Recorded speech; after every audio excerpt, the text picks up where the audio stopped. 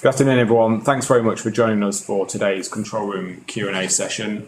My name is Adam. I'm one of the Senior Control Commanders, and I'm joined today by Sam, one of our Operations Managers, and by Ed, one of our Control Room Officers. First of all, my sincere apologies for the delay in starting today's session. We had a little bit of a technology issue. So, as some of you have already done, if you can write your questions into the chat on the right-hand side, and then we'll work through them, answering as many questions as we can in the next hour or so. First of all, I'm just going to hand over to Ed to give a quick overview of some of the main responsibilities of a control room officer. Hi guys. Some of the main responsibilities, I've been in control for about 4 years now. Obviously it's a team effort, so we receive a lot of emergency calls where you have to speak to members of the public, obtain addresses, find out what the actual emergency is. So you need to be quite concise in the questions that you ask and the information that you receive, because it's quite vital. You're in constant communication with the caller as well as the London Fire Brigade operational crew. So we do a lot of emergency call taking. We also speak and concur with London Fire Brigade operational staff. So we have different positions. And other agencies as well? Other agencies as well, so London Ambulance Service, the police. I think that's like a day-to-day, everyday activity. So obviously we speak to our own crews, the operational side, because we have different positions within the room. So we can we call them radio positions, where you can basically speak to the crews directly if they're making requests or if they're upgrading an incident and the situation becomes worse once they get there. We also have the logistic side of control, where you're dealing with a lot of vehicle and equipment information. Yeah, equipment information as well. So it's kind of a well-rounded position. You do get to do different things. You're not kind of confined to one area of control. So yeah, there's quite a few areas to it. So yeah. All right, thank you. So I'm sure some more day-to-day activities will come up in the discussions. We'll go to our first question because Sam's been thinking about this already. So Ursa's asked, it would be good to understand the roles, the career progression within the control room. So probably just to demonstrate that in the easiest way possible is to tell you about my career path. I joined London Fire Brigade in 1992 and worked at one of the area headquarters for 6 years before coming to Brigade Control. That was in 1998, and I started as a control room officer, exactly the same as Ed. And after 8 weeks of training, then we were posted onto our watches, where we were under observation for another period of 8 duties until we were flying solo on our own, but being looked after very, very well by our supervisors, who were always on hand to make sure that we didn't struggle with any call handling. So that was the situation for 5 years. And as Ed has already explained, your role in the control room is a very mixed bag. It's a variety of different roles. So some days you'll be a radio operator communicating with our crews out on the incident ground. Other days you'll be just doing call handling. But we also do a lot of work with our operational colleagues in terms of making sure that we always have correct resource details, and talking to partner agencies as well with updates for incidents and asking for ambulances and police to attend. So it is a very varied role, and one which I absolutely loved.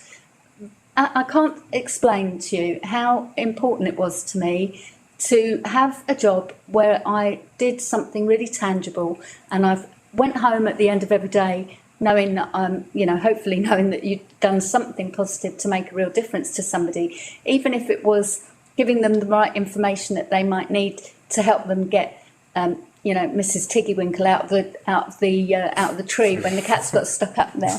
So it could be as simple as just giving somebody advice that actually helps them, because they really are, they're ringing you because they don't know what else to do. After 5 years as a control officer, one of my supervisors and my boss at the time said, you might find that you will actually enjoy seeing things from a supervisory angle, and why don't you apply for a promotion, which I did, and I was very fortunate to get through to become a supervisor. A very, very varied bag as well. A lot more to the job from the supervisory side of things, and I really have thoroughly enjoyed that as well for another 5 years. After that, I was promoted to operations manager. That was back in 2010, and I'm now responsible for my own watch of 16 staff, which I thoroughly enjoy. The next stage on from me is Adam. Adam is one of my line managers. So there, and beyond Adam, then there is another progression up to the level of Deputy Assistant Commissioner for Brigade Control. So there's a really clear career path that you really do start at. It's a terrible thing to say you start at the bottom, but actually that is the best place to start, because when you actually learn what the base role is all about, and you have a fundamental understanding of what the fire brigade is about, what your role as a control officer is about, once you've got that, career progression becomes a natural step, and you move on to undertake different tasks. You still have the same core objectives, but actually you're approaching it from a different side of things, and it is incredibly satisfying. My anniversary for being in Brigade Control happened last week, and I've been in the brigade now in the control for 23 years, and I don't want any other job. Okay, thank you. So the next question is from Harry, who said, do we offer part-time or job share roles within Brigade Control? Well, the answer to that is yes, we do. We don't offer part-time roles during your initial training period, which is 8 weeks. Obviously, you need to be there every day to conduct your training. But all members of staff can apply for job share, as we call it. Flexible working. Yeah. The next question is of Toby, which is, what are the skills and experiences you'd be looking for in an ideal candidate? Well, I will very shortly hand over to Sam. Organisationally, we look for 3 skills, which is the ability to be accountable for your actions, to be compassionate when you're dealing with your colleagues and people that we help every day, and to work as part of a team. So they're the 3 organisational behaviours that we expect of all of our staff. And then in terms of more practical on-day experience, I'll pass back to Sam, one of our watch officers, and she will know exactly what her control officers need every day. The most important aspect of being a control officer is to listen.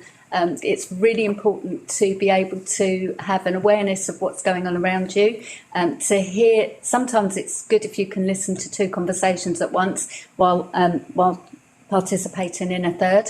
But that is a skill set that takes some time to actually develop, but it can happen.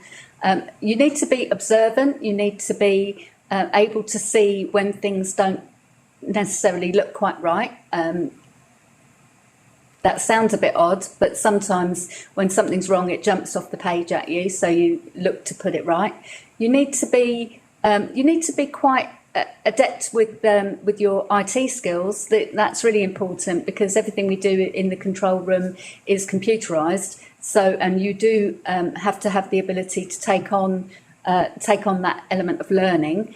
And certainly, you do really need to be able to be competent in things like, certainly in Microsoft packages, because most of the things we use are around Microsoft. In terms of your actual role in the control room, I think a basic knowledge of London is really helpful, and something perhaps to research is not just about iconic landmarks, but also a rough understanding of the layout of London's roads, the motorway system that we have around the capital. These are all items of information that, if you have them under your belt early on, they'll always stand you in good stead.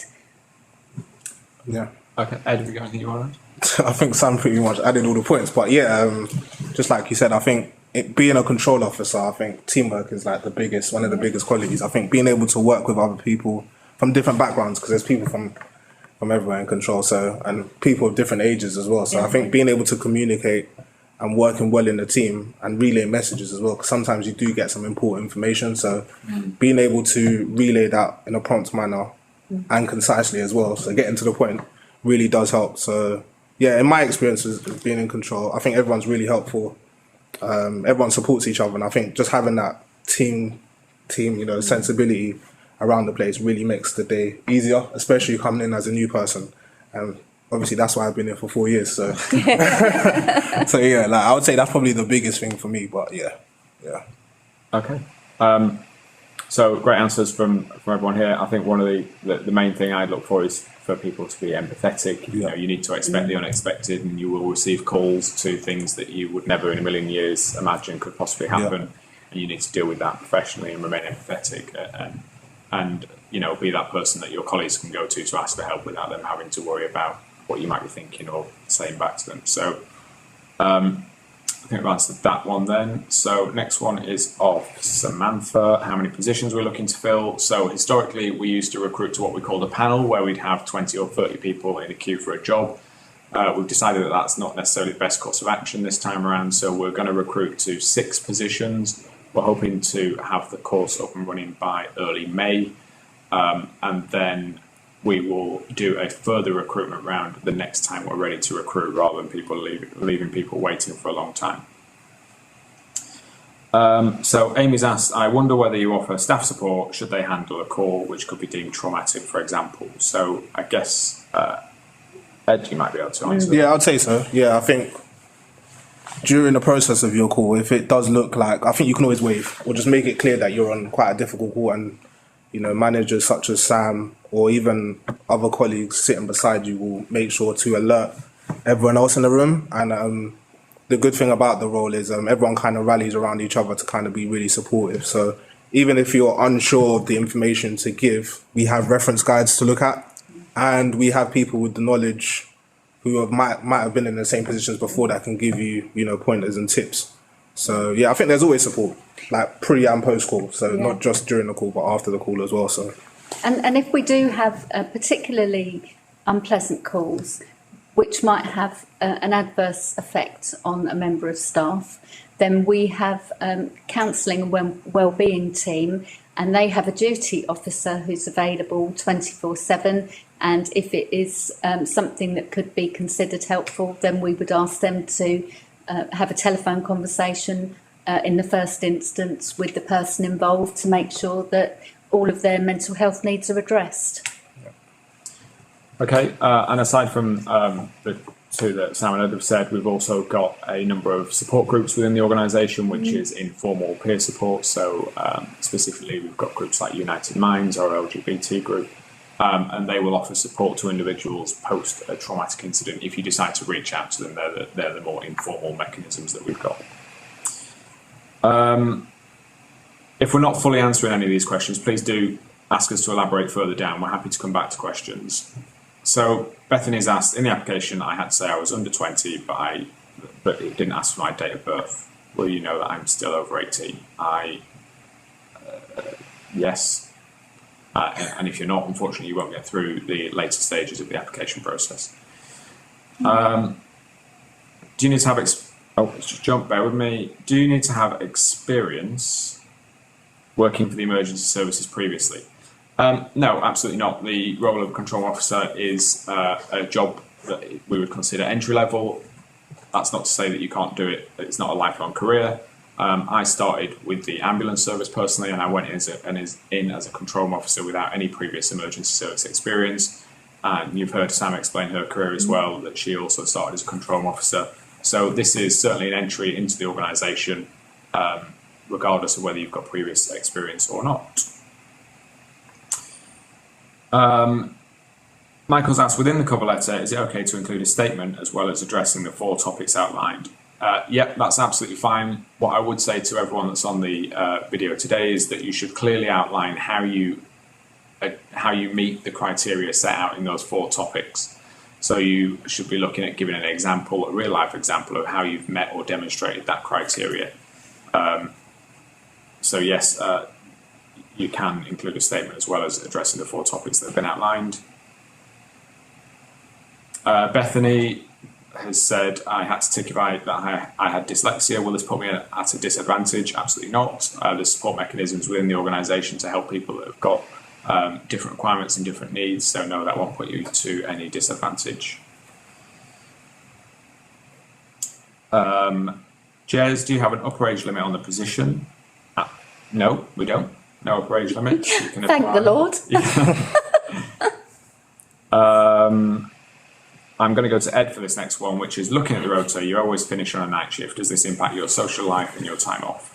Absolutely. No, I'm joking. It doesn't. I think you get used to it because I came from shift work before, but I wasn't necessarily doing night shifts. I'm going to be totally honest. I wouldn't say they're my favourite, but it doesn't affect my social life. And the good thing with control is it's quite flexible. Yeah. So you don't necessarily have to do every night shift. You do get your annual leave as well. But no, I feel like if it's a night shift during the week, everyone else is kind of at work anyway. So no, in my opinion, it hasn't affected my social life. Anytime that I've needed to kind of be off, touch wood, I've managed to get it off, and I've gone to do whatever I needed to do. So I think it just takes a bit of getting used to if you don't come from doing shift roles or working night shifts. But other than that, no, I would say it doesn't. And you do kind of get used to saying to people, oh, that's lovely. Yes, I'd love to do that. Oh, hold on, let me check. I just need to check on nights when that happens, and I'll get back to you because I'll see if there's any leave going. But I suppose you just get a bit more organised about your social life, so make sure that you can actually have that social life within the confines of the shift regime. You do still have your social life. Yeah. And of course, it's always nice driving home after a night shift. When Everyone can else see is going all to the work. traffic going in the opposite direction. Especially when it's really raining and horrible and gloomy, and you're going to go home and snuggle down under the duvet for a big sleep. So I hope that answers that question.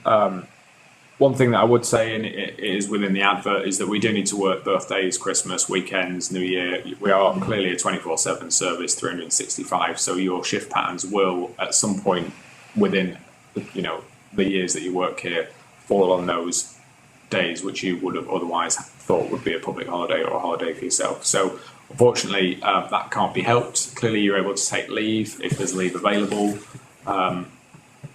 But yeah, there will be occasion when you have to work those days, and that's just the nature of the beast, unfortunately. Nicola, we've answered that question, so we're looking to appoint 6 positions.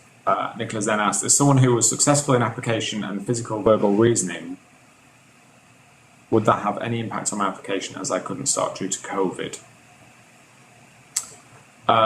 Nicola, if you can come back at the end again with that question, I'm not really sure what you're asking there. If you were successful during this round and you were offered a contract and you were then unable to start for any reason, then we wouldn't. It seems unlikely to me that we would delay a course. And as I said at the start of this, we're only doing recruitment as and when it's required, rather than having people on a panel. So you would have to reapply in the future. I think that answers your question, but if not, do come back to us. What starting time dates are there for the training courses? That's from Frank. So Frank, we're hoping to start this course on I'm going to say the 1st of May. I'm hoping that's not a weekend day, but it will be the Monday closest to the 1st of May. Regarding typing speed, is there a minimum words per minute required? No, there isn't, but it would be helpful if you could type well and know your way around a keyboard. Not really sure how better to word that. No, and if you're not sure, start practicing. If you can, open a blank Word document and I don't know, download a podcast from Radio 4 and then type out what you hear and practice audio typing, practice typing words that are likely to be part of your job, such as fire and person shut in a lift and those kind of things, those kind of descriptions of the types of incidents that we attend. And certainly typing addresses as well, but certainly practice audio typing. Okay. So, Georgia, if you were to describe the perfect candidate in a sentence, what would you say? Ed. Well, yeah, I was going to say, we'll go around the room on this one. We can all do a sentence each.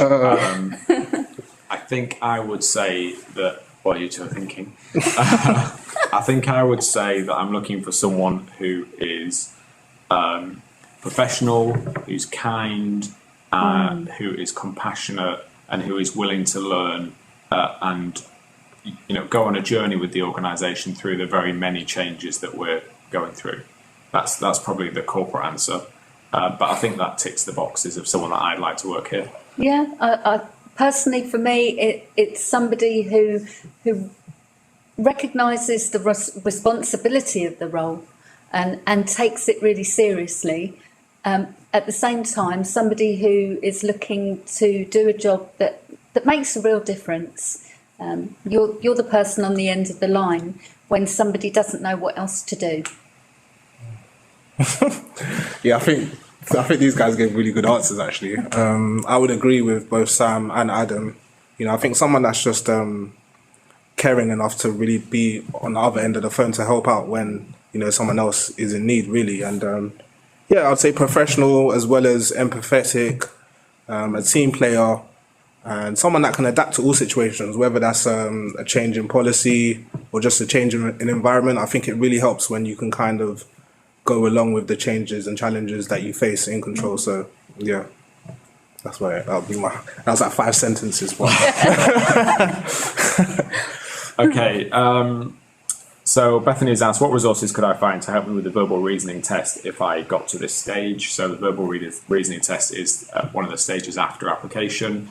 There are a number of resources available on the internet. You can just Google verbal reasoning test practice. I believe one of my colleagues from our training team is moderating this chat, so I'll ask him to have a look online and see if there's any immediate tests, and we'll post a link into the comments as well.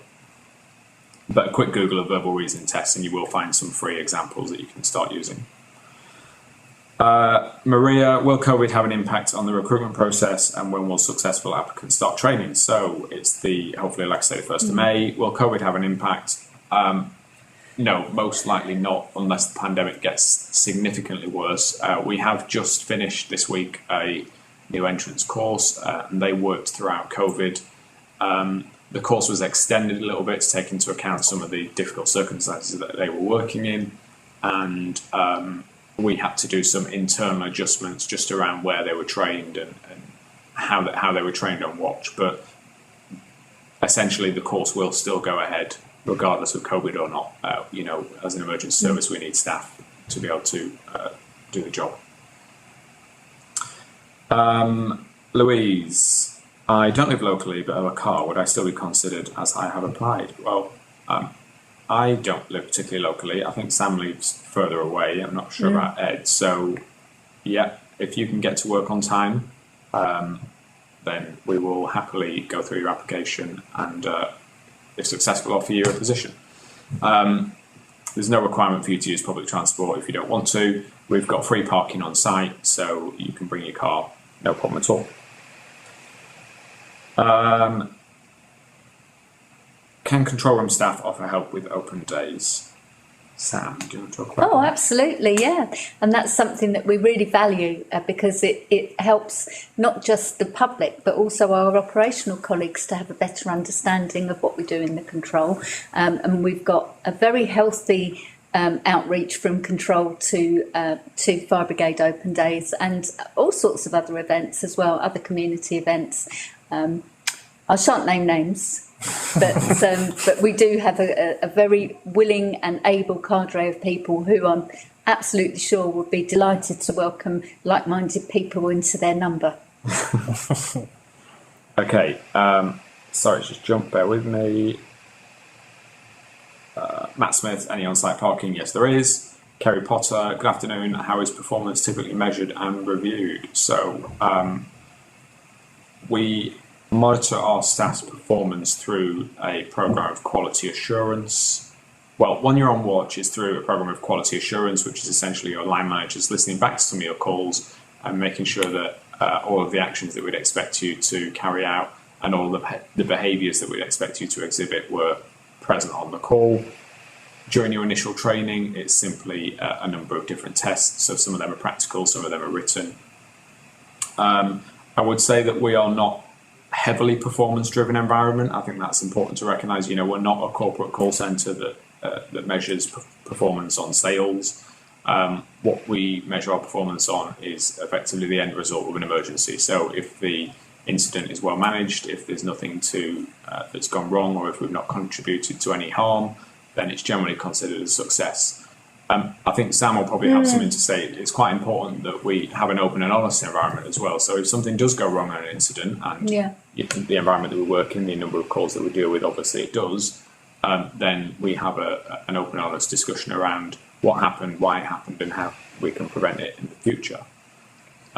Sam is probably closer to this with her team. So well, and also I think it's important to say that we don't just kind of pluck these standards out of the air. There is a quality assurance policy with an appendix which tells you exactly the standard of call handling you're expected to achieve. And don't forget that from the day you begin, all of your training is leading you to the point at which you are competent to fulfil the requirements of that policy.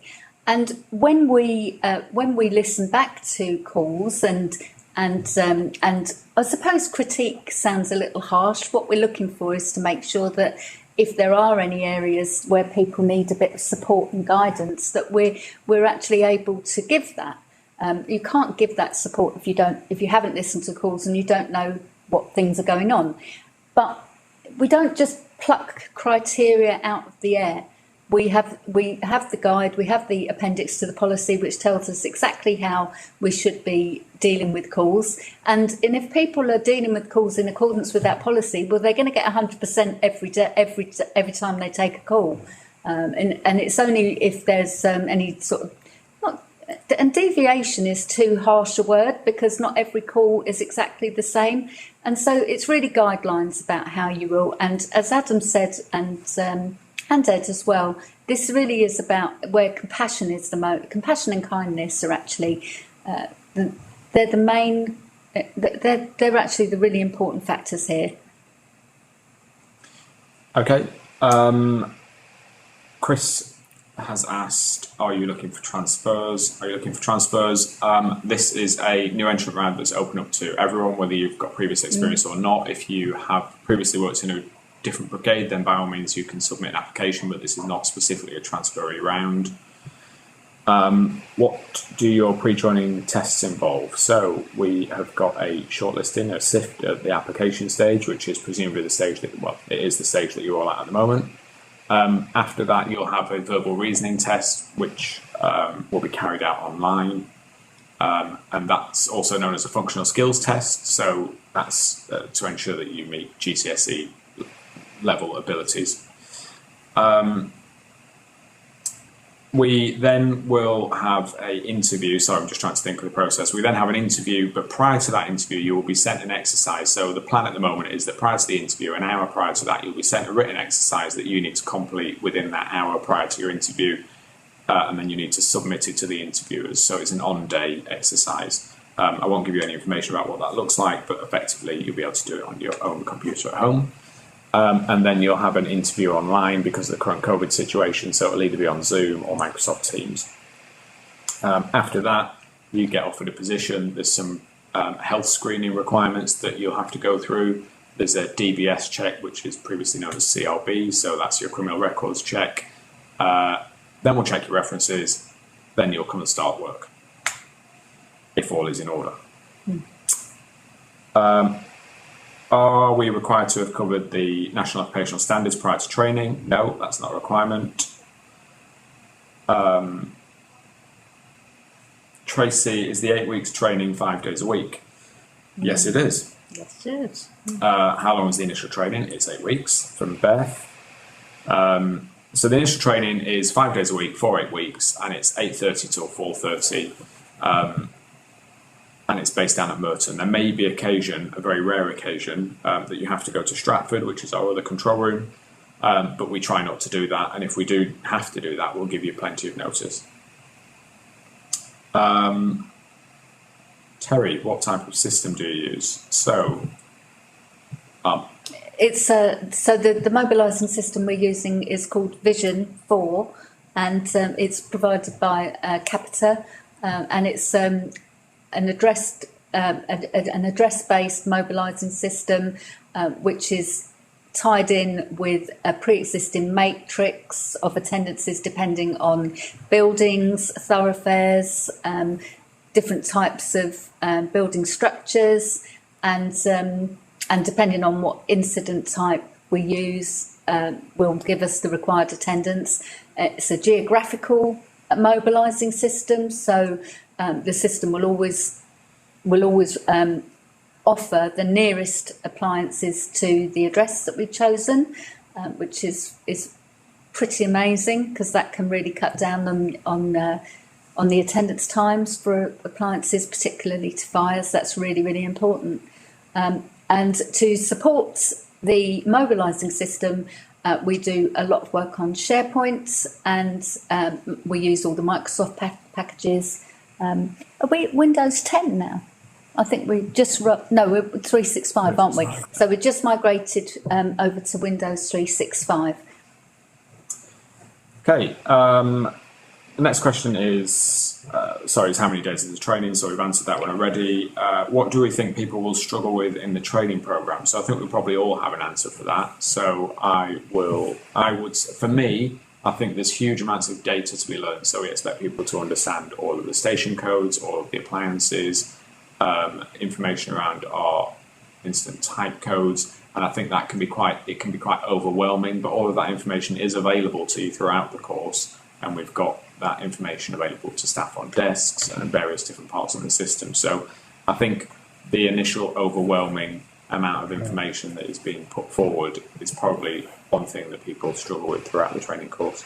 But Ed might be able to give you a different answer. No, I would say it was the same thing. So I don't come from an emergency service background, so coming into control, learning all the new ways of speaking in terms of speaking on the radio and communicating, and learning attributes and learning what certain things meant was definitely quite difficult. But I think everything just comes with practice and studying outside of the training course. So when I went home, I used to go over the notes and slides that we were given. So yeah, within a short space of time though, I think I was up to speed, like the rest of the candidates that came in as well. So yeah, it's just about being able to kind of study outside of your training sessions while you're here, and just applying yourself, really. I think that's the most important thing. But yeah, I definitely struggled initially with learning all the new kind of information that the Fire Brigade had to offer. So yeah. But the thing is, once you've learned all that, you don't have to relearn it, and once you've done it, it's done. And so if I say to Ed, Alpha 21, Ed will say, Alpha 21 is Paddington. So you put me on the spot there. but I knew he would be fine. Okay. Sam has asked, having many years of working within target and goal-driven departments, how is performance measured and used to motivate staff within the role? So I think we previously answered that question with regards to how we measure in terms of quality. Yeah, we have, but she raises a really valid point actually about how do you reward? Well, actually, it's by recognition, and that's something which I think is really, really important, because when you work in public services, financial motivation is never going to be a thing, because it can't be, because it's public money. But what is a motivation is your personal satisfaction in doing a really good job. And that's fine, you've got that. But when somebody else recognises that you've done a great job as well, that is really, really meaningful. And that happens ever such a lot here.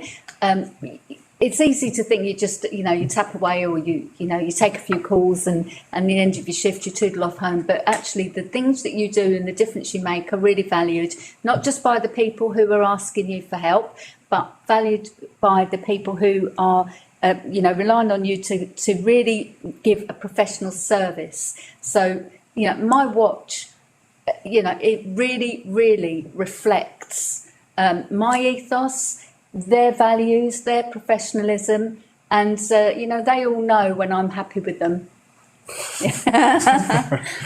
So, Which is all the time. yeah, I mean, Sam's taken the words out of my mouth. That was exactly the route I was going to go down. We're a people organisation, and the motivation comes from helping people that are in a time of need, or indeed not in a time of need, but then they've got nowhere else to go and they don't know what else to do. Next question is, what is meant in the job description when stated evidence of maintaining an effective awareness of the environment to promote safe and effective working? I suspect that refers to just generic health and safety at work regulations and legislation, and obviously everyone's got a responsibility to maintain health and safety in the workplace. So and that's what that refers to. And if you walked into a room and there was a tumble of chairs, or something had been knocked over and there was a possibility that somebody might trip, well, then you'd pick it all up and just make sure that it's that nobody's going to fall over anything.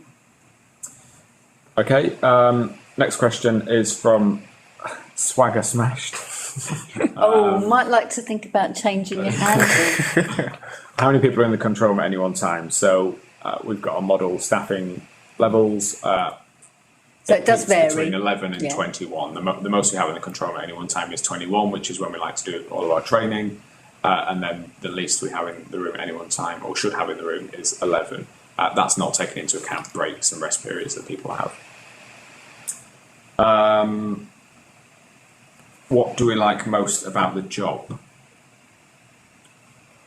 Ed, do you want to go with that first? What do I like most about the job? I don't want to come with a generic answer, but I'd say actually feeling like you've actually helped someone out. I don't know. I feel like sometimes you can go into an element of it's the same, but there'll be days where someone would really thank you, or even call back and say, we really appreciate all the effort that you guys have put in. So I feel like for me, it's always nice when I go home feeling like I've actually helped someone out, or I've really made a difference to someone's day. So I'll probably say that's probably the most enjoyable part. But obviously meeting new people as well. I've formed some relationships with people in here that I would not necessarily have met outside of work. So that's the other element of being in a control room for sure. So yeah. Sam?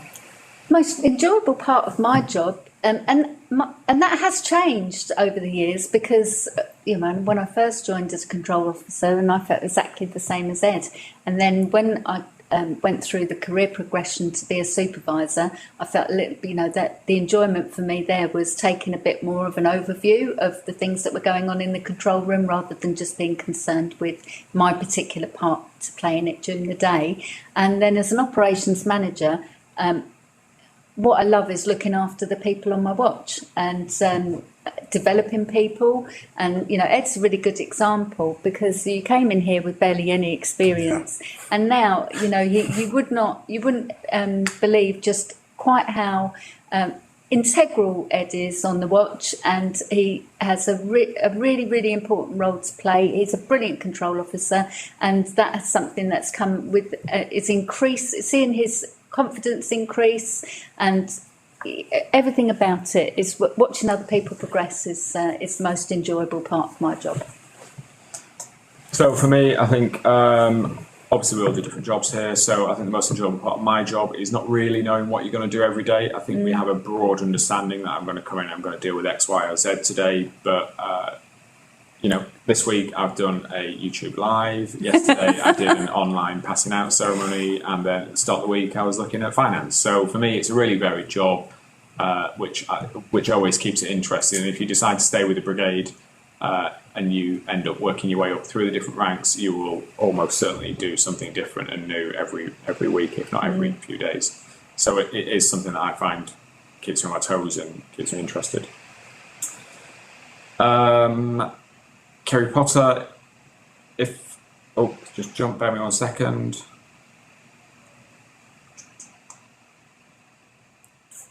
Sorry, bear with me 1 sec.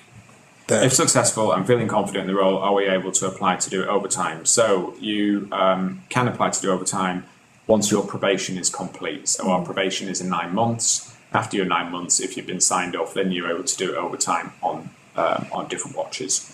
The reason we wait 9 months is that we think it's important that people have got a good understanding, a comprehensive understanding of the role, and a good ability in the job before they start going on to different watches where they wouldn't necessarily have their home management team to support them or their colleagues to support them, because you might be working with new or different people. One thing I would say about overtime is there is often overtime available, but you shouldn't rely on it, you shouldn't guarantee it. So basically people that are coming into the role need to be able to afford to live off the basic salary that we offer, including the shift allowance, just in case the overtime dries up, or just in case it's no longer available due to our shift structures. But as it stands at the minute, it's probably fair to say there is overtime available. So Nicola's come back. Sorry, I was offered a contract for a trainee firefighter and couldn't start due to COVID last year. Following passing all the stages, would that have an impact on my application? No, it wouldn't have any impact on your application for a control room officer role. We wouldn't have any knowledge of your previous applications with the brigade. But is there? I would ask the question: Are you still pursuing that application to be a firefighter? Perhaps if you wouldn't mind asking, putting something in the chat just to confirm that. Back to Swagger Smashed. With the cover letter, do you want a structured question as the title and answered, or do you want the answers just embedded into the cover letter? For me, I would suggest that you put the question as the title and then give your answer. It makes it much easier to shortlist applications, and it makes it much easier for us to understand which question it is you're answering. If you embed it into your answer, i.e. write it like a normal letter that you're writing to a family member, it becomes quite difficult to extract the information. We've currently received nearly 200 applications, so if you can make your answers as clear as possible, that will almost certainly go in your favour, I would suggest.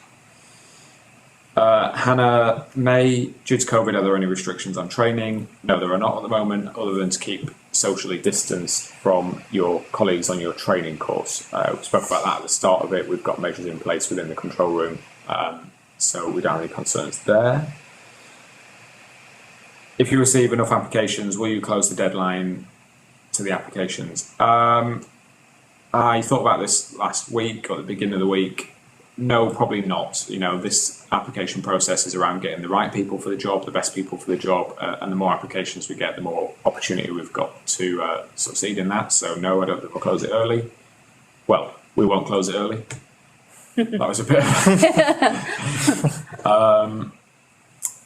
What COVID safety restrictions do you have in place? Well, I'll hand over to Sam to answer that one. I'm so impressed with the safety measures that have been put in place here, and talking to other people who work outside the brigade who are not actually experiencing any kind of the level of support that we've had from our managers here to make sure that we can conduct our business safely. So we have a one-way system in place around the building, so that we don't inadvertently meet people on staircases.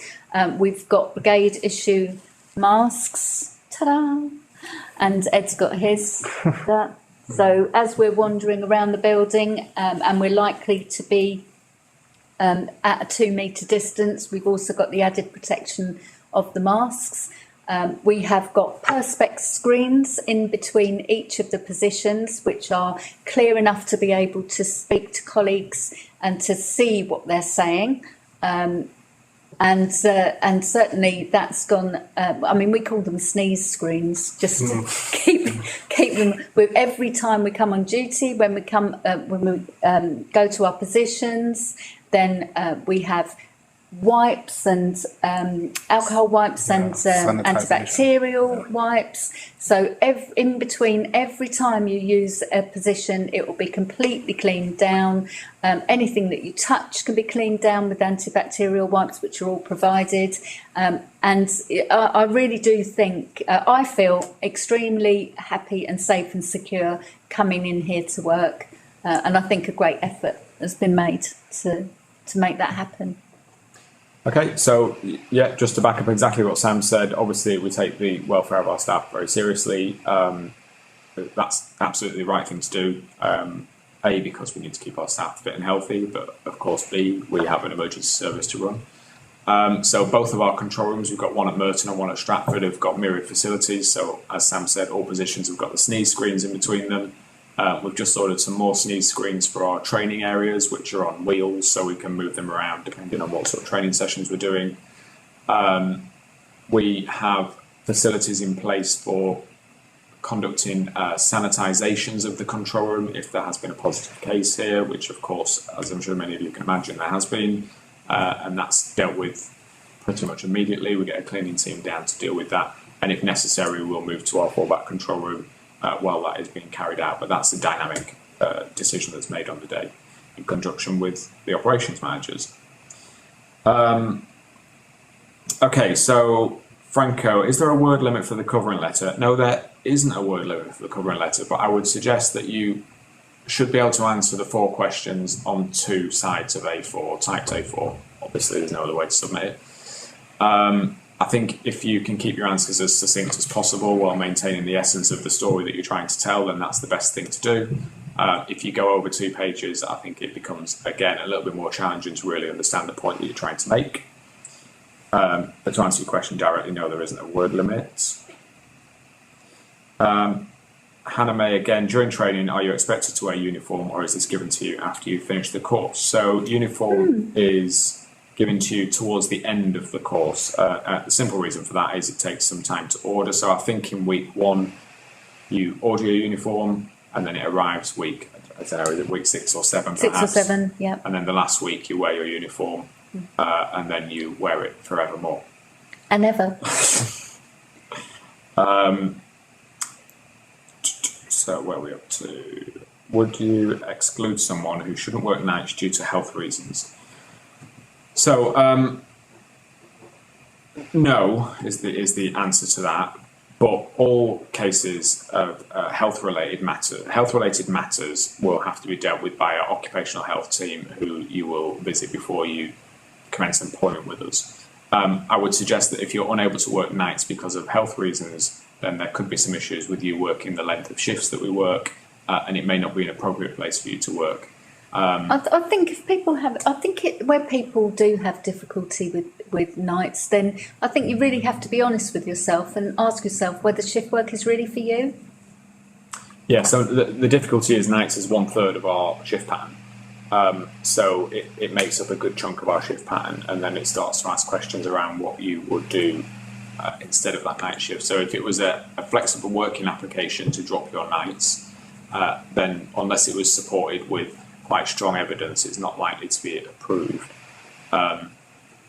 That's all caveated with relevant bits of legislation that's in place to protect those people that have got long-term disabilities or illnesses that are afforded protections. So it's a bit of a difficult one to answer without having a conversation with you, but by all means you can speak to our recruitment team if you want to talk about that a bit more.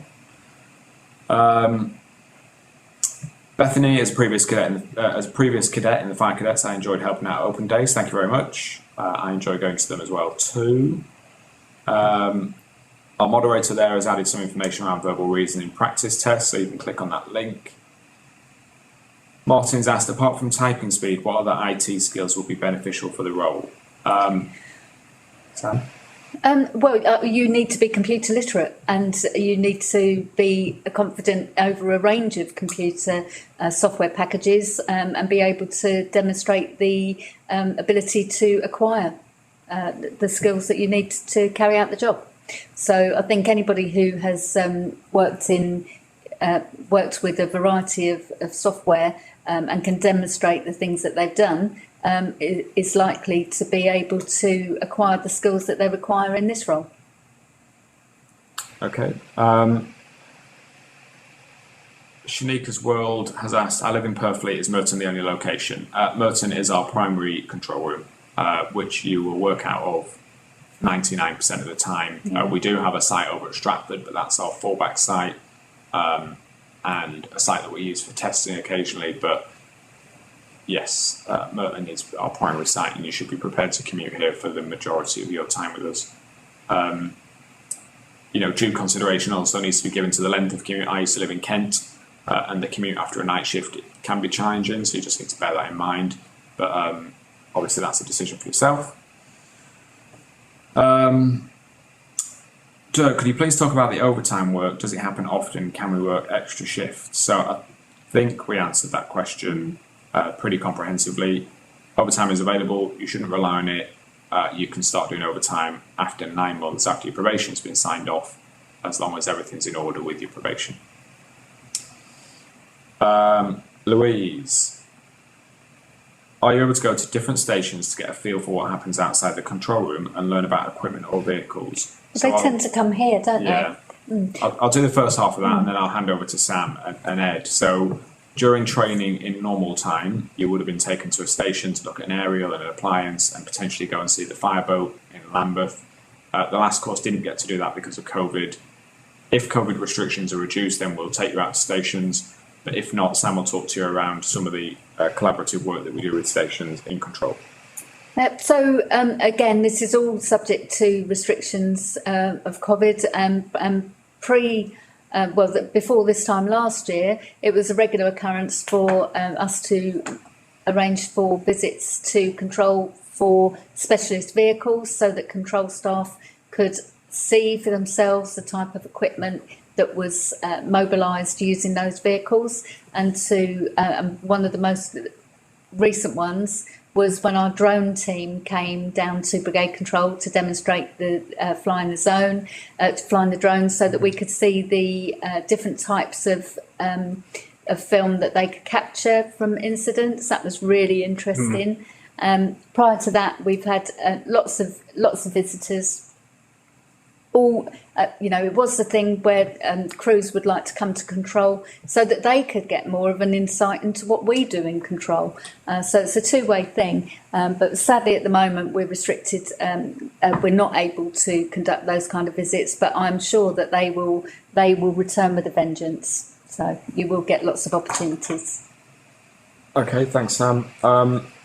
So next one is again from Hannah May. During the training.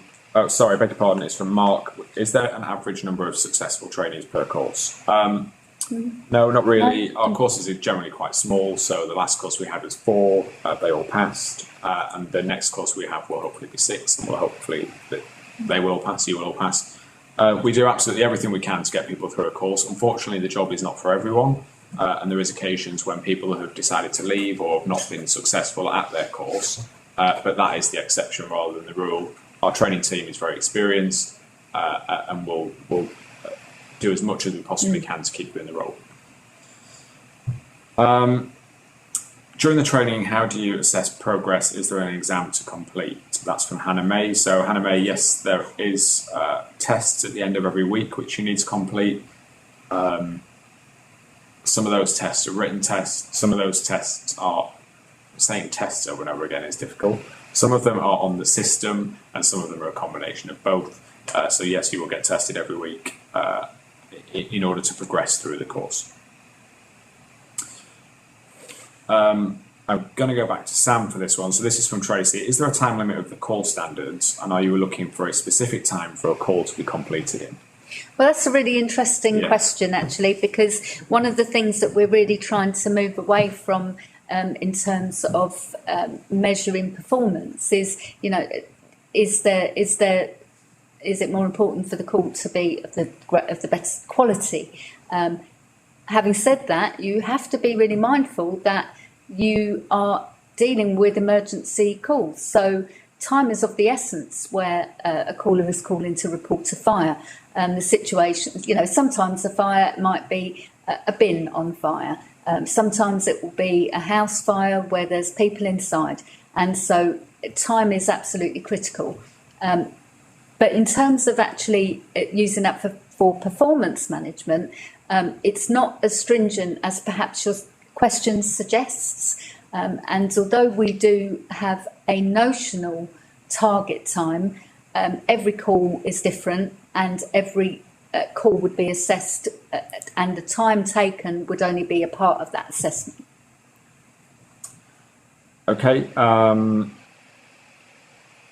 great answer. What we try to embed with our staff is corporate. We have corporate standards to how quickly we should answer calls and how quickly a call should last. But when you're talking to someone that's in an emergency situation, it's important that you invest as much time as is necessary to deal with that. Sometimes that'll be, a minute, sometimes it'll be 15 minutes. Those issues are for us to worry about and to make sure that we've got the right people in the room and enough staff in the room. As a new entrant control room officer, we just want you to do your job as well as you can, not worrying about targets in the background. Leave that to Sam. So, sorry, it's jumped again.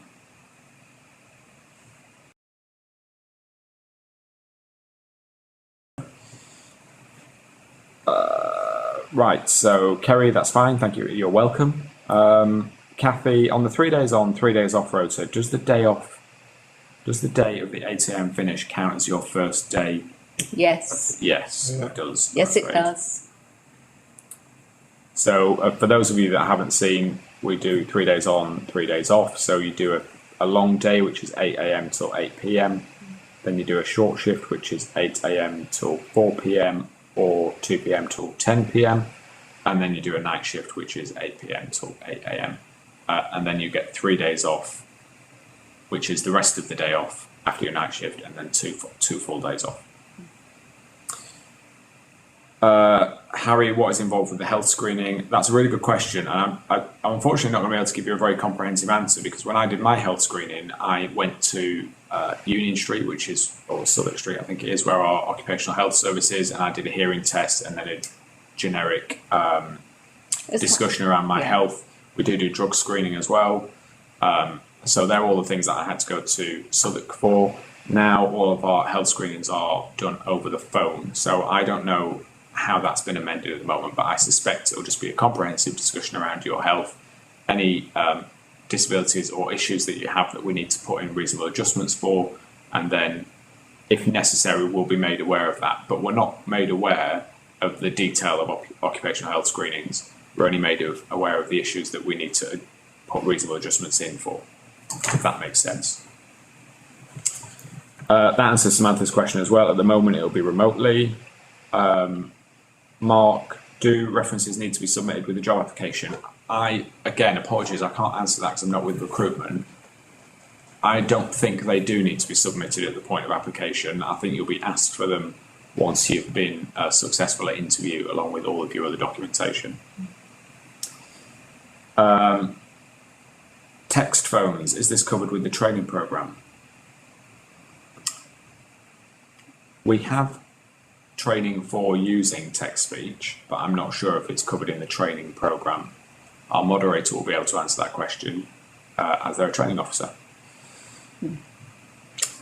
Nicola, if you have GCSEs in Maths and English, do you still require applicants to complete the functional skills test? Yes, we do. So that's the verbal reasoning test. Is GCSE qualification a requirement, or is a separate assessment being made during stage 2 of the application process? So there is some confusion here. GCSEs are not a requirement for us. We do a functional skills test. I do understand that on the job description it says that GCSEs are required. That's an error. And the basis for that is that people that did their GCSEs a long, long time ago that may not have done as well as some people that have just done them recently, that we don't believe that there's any reason to exclude them from our workforce. So that's why we do functional skills testing. Some of us did them when they weren't even called GCSEs. Well, I mean, I did GCSEs. Not me and Ed. Shanika's, what is meant in the job description when stated evidence of maintaining an effective work? So we've spoken about this already. We believe that this is relating to health and safety in the workplace, and just everyone has a responsibility to maintain health and safety within the workplace.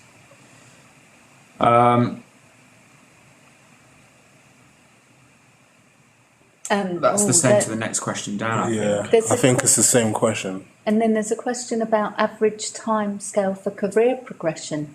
Well, there's no such thing, is there?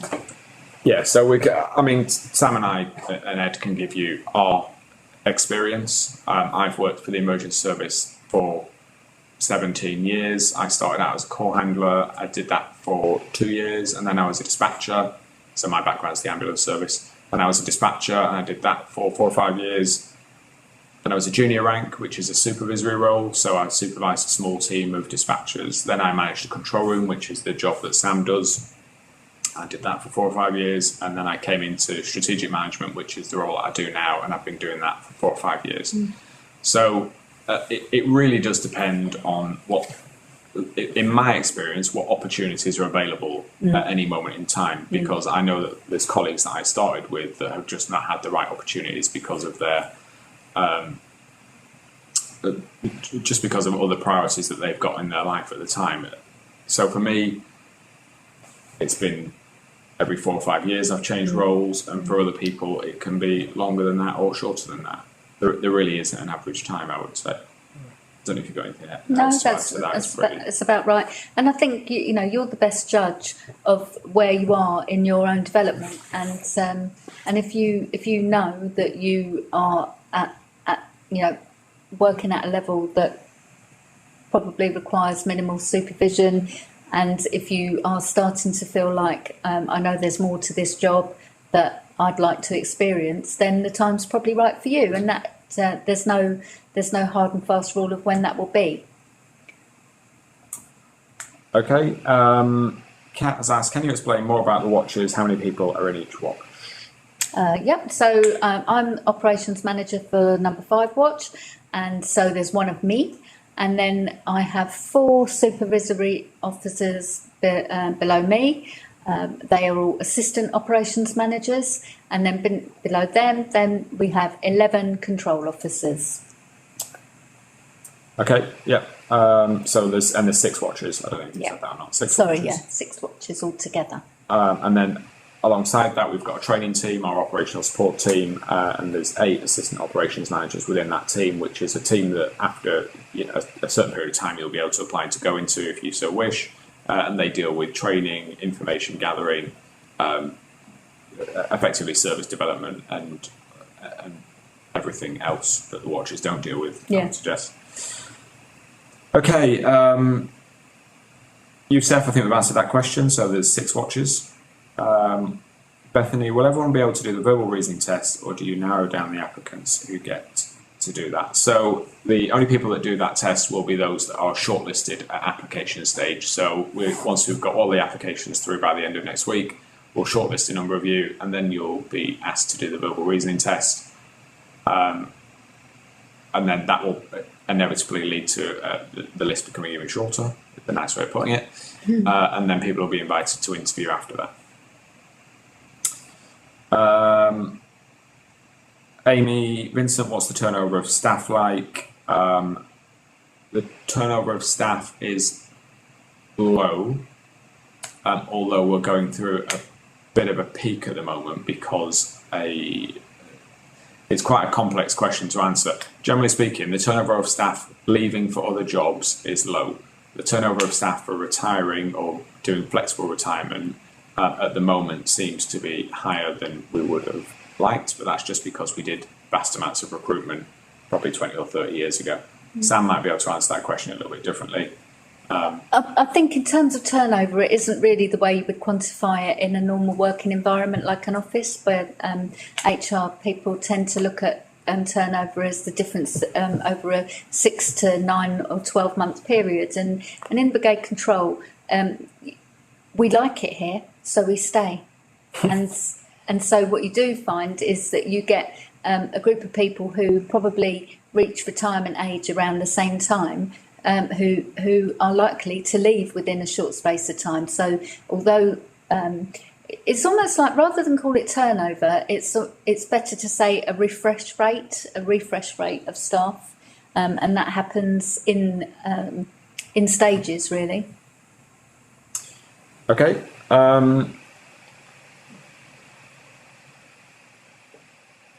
Yeah, it's just important to reiterate, I think the basis of that question is, it is an enjoyable place to work, and do people leave because they don't like it? And I think the answer is probably no to that. No. I think it is an enjoyable place to work. The watches get on very well with each other. Staff get plenty of breaks. When it's busy, we obviously call upon them to crack on with the job, but when it's not, we get time to do things like this and various other things in the building. So what we'll do is, if we can just Any further questions that need to be submitted, if you can submit them now, our moderator will then just put a comment in there so we know where it's ended, and then we'll start bringing this to a close. But we will answer all the questions that are currently on the screen. So Nikki, hi. Are all of the new positions based in the Merton control room? Yes, they are. All of our staff work in Merton. We only go to Stratford for fallback exercises or if there's an issue at Merton. Nicola, I'm looking to pursue a career with the LFB and was told I need to apply again for that role. That's not affecting my need and want to help others and preserve lives. This role would offer that. So I think this was in relation to the firefighter question. Yes, yeah. You're absolutely welcome to apply for this role. Of course, the firefighters and control officers work very, very closely together to protect and preserve life. And certainly without our control officers, appliances wouldn't get out of the door. So as far as I'm concerned, all the roles are just as important as each other. And you're welcome to apply. If you then choose to reapply to be a firefighter in the future, then that's absolutely fine. As far as I'm concerned, you might be a little bit more rounded because you know how the control room works.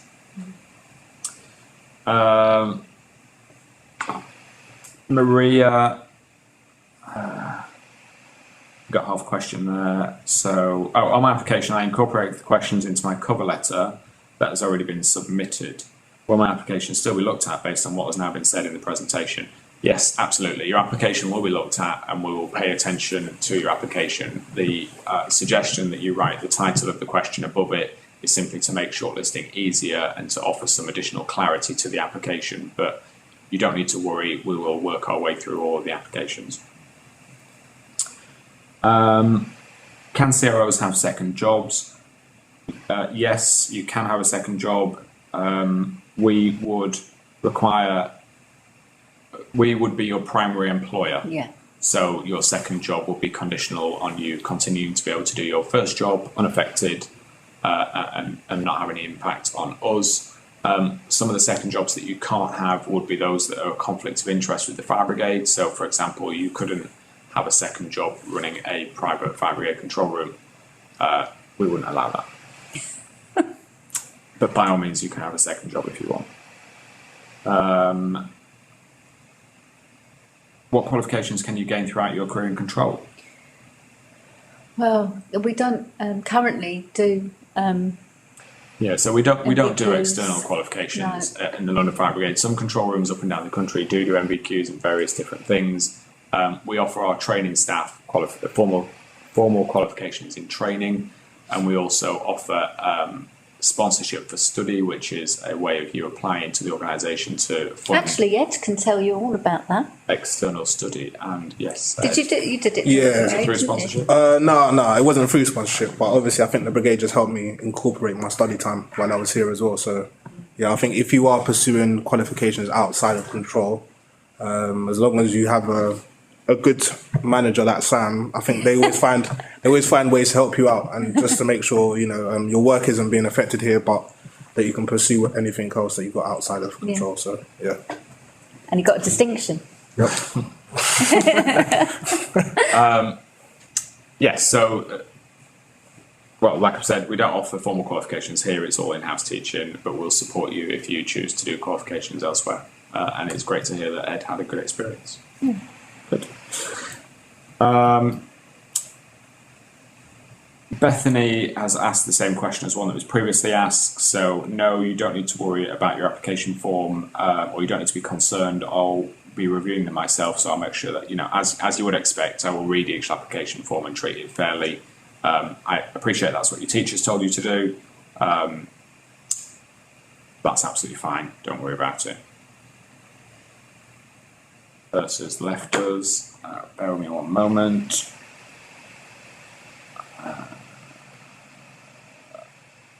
How many hours? So Joseph's asked, how many hours a week would you be required to work? Our hourly working week for control officers is 37.3 hours, and we've spoken about the shift times previously. If a lot of the applications submitted are what you're looking for, do all of those applications get an interview, or is there a limit on interviews you do? So, no, we won't be interviewing everyone that submits an application because so far there are almost 200 applications. We're going to wait for all the applications to come in and then we'll shortlist the best, probably 18 to 24, and then that's for 6 positions. So the next line down has been answered by a moderator. That's around text phone. Amy's asked Ed a question, which is, as you're still doing the role, does the team have a good family type relationship, and do you spend time together outside of work? Yeah, a lot of people in control do actually. Like once they come in and they've met people, I think people form quite close relationships. I don't think there's any cliques, but everyone's quite friendly with each other. And I've noticed it since I've been here. Like a lot of people have made like lasting friendships where they interact outside of work as well. So there's quite a few people. I'm a bit too cool for that, but I do have some that really like people that I really get along with here, and I'm not obliged to meeting people outside of work. I've just got too many friends as it is. So it's genuinely like everyone is really friendly, and it doesn't. I think everyone formed like really great relationships. I got quite close to a few people in control, and we do talk outside of work as well, and it's not about work. So yeah, like there's definitely the social element where you can form lasting friendships for sure. So. Yeah, lovely. Okay, so E. Isaacs asked, I'm going to go to Sam for this, can I ask about opportunities for CPD? So basically, yeah. So with your, we don't call it CPD in the control, and I appreciate it's something that's covered outside in with our operational colleagues. Is actually part of the policies that they work towards. It's part of their work. Is their continuous personal development, and with in terms of your development in Brigade Control, then that is something that can be done using personal development plans. We have a very comprehensive training development record, which you would be expected to complete within 2 years of coming out of control training as a newly qualified control officer. And that really is, in terms of your CPD, that's your first 2 years taken care of, getting as quickly up to speed as you can with all the elements that make you a good control officer. And then, as we discussed already, there is a very clear career path and progression. There's lots of different roles that would be open to you within the control and within the brigade. It's in the wider picture, and certainly there's a very definite career path from the starting point of being a control officer up through the ranks. And as you go through those different roles, you naturally develop different skills and learn new things. Okay. Yeah, I think Sam's given a pretty comprehensive answer there. So there is opportunities, although we don't call it CPD, and there's often ongoing training either delivered by our watch officers or by our training officers, which is there to develop and maintain your operational professionalism, I think is the term that we use. Just remember what it stands for. Kerry's asked, on a night shift, are we able to utilise the gym on a break to keep yourself alert? Yes, you absolutely can. So the gym can be used by staff at any point during their shift. I'll just go to Sam around recall and perhaps some of the implications around recall and using the gym. Well, yes, you just have to make sure that you don't actually have like headphones in so you can hear the recall if it goes off, because once we're here, although if you are out of the control room, you are still subject to recall should the need arise. So you have to make sure that you don't leave yourself exposed to failing to hear that. So as long as you can hear the recall and hopefully you've got your trainers on, so you should be able to run up the stairs really quickly and get back into the control room. So that's good enough.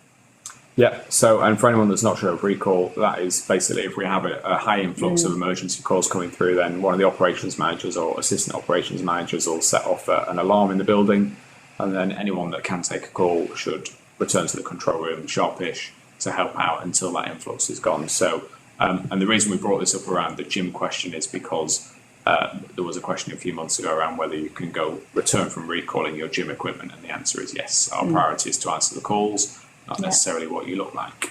Yeah. So I'll go to Ed for this one from USEF. Do you simultaneously take and dispatch calls, or are they separate? Dispatch calls, no, they're separate. If you've got a call and another call comes, that's why we have the team. I think there's other people there to pick them up, especially if it's an emergency call.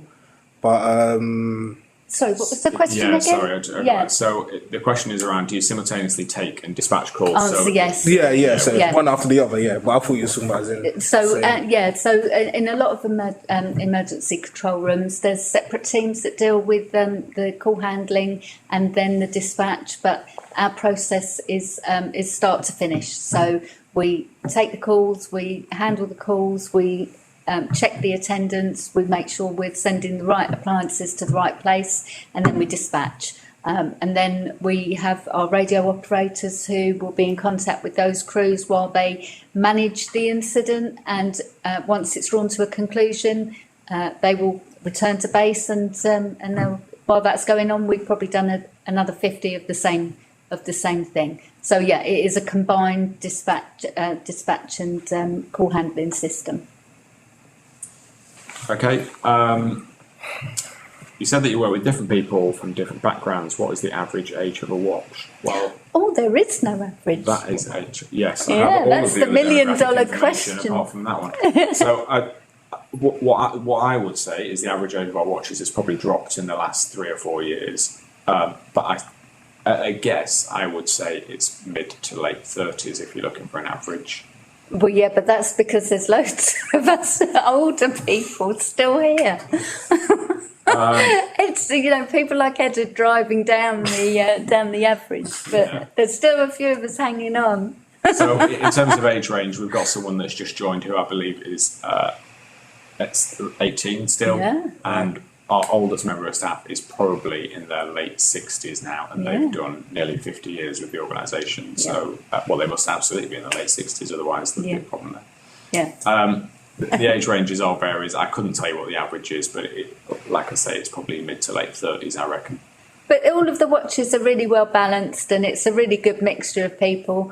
I think that's what's actually really important, is to make sure that, and they do a really good. Our managers do a really good job to make sure that the watches are nicely balanced. Not just differences in ages, but also men and women. Younger boys, older girls. It does make a really nice mixture of people, and it's just a lovely environment to work in. Okay, Youssef, are there any special constables working on any of the watches?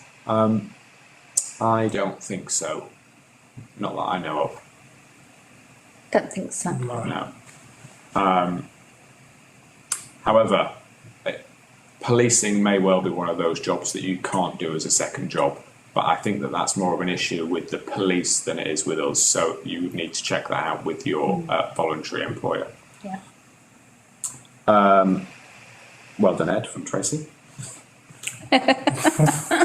So we've got some thank yous. Appreciate You're it. very welcome. I don't think there's any more questions in there. And a few oldies are applying, Maria. So we've got one last question from Dirk, and then we'll close this down. So what is the average number of calls you would expect to answer during your shift? Between 30 and 40, depending on how busy it is during the day. And that will be a mixture of emergency calls and internal administrative calls from our operational colleagues and officers. That's a low average.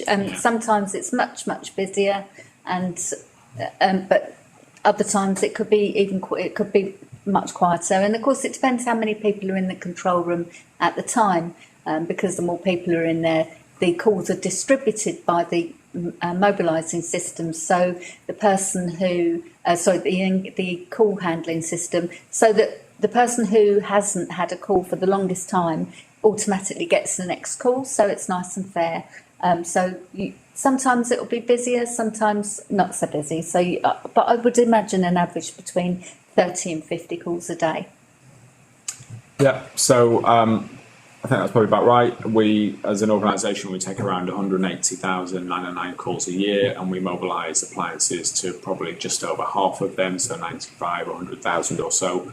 That's all managed by our very skilled 103 control officers across the 6 watches. One thing I would just say to that is that, it's important that you understand that this role is not just about call handling and dispatching or mobilising appliances, as we call it. like Ed said right at the start, on occasion you'll be on the radio. In fact, every tour you will spend some time doing a different job. So one day you'll be taking emergency calls and mobilising.